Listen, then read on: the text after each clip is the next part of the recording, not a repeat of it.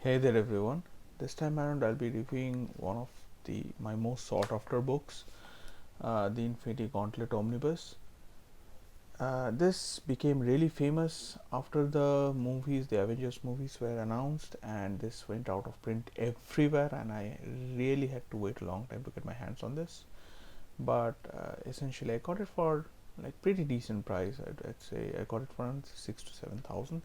I think that's a pretty decent price for the value of the book, because this is a pretty famous book and it recently came back into print.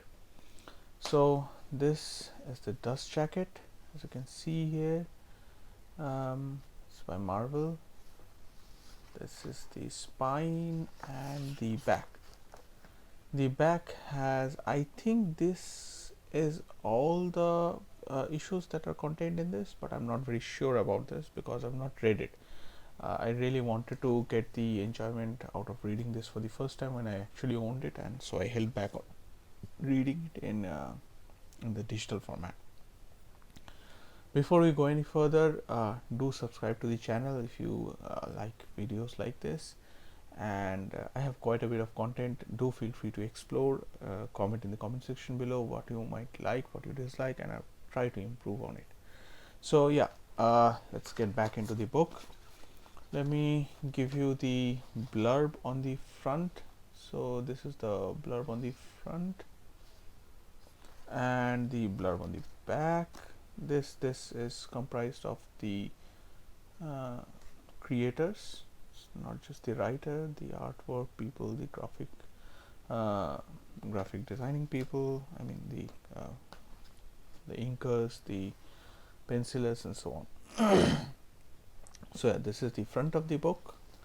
The spine, which is the same as the dust jacket, but the back is different. This is Thanos wielding the Infinity Gauntlet. So let's open this up. I've actually only flipped through it once. I do not know what to really expect in the book because, as I said, I've not read this book because I really want to take my time going through it. So let's open up a random page here. So if you don't know and you're looking at Infinity Gauntlet Omnibus after watching the Avengers movies, let me tell you that the storyline is very different from what has been shown in the movies. There's a lot of plot points which change. You can go through it through any of these book review sites if you want to get a précis of what the storyline is, or you can just pause the blurb which I showed you at the front of the video.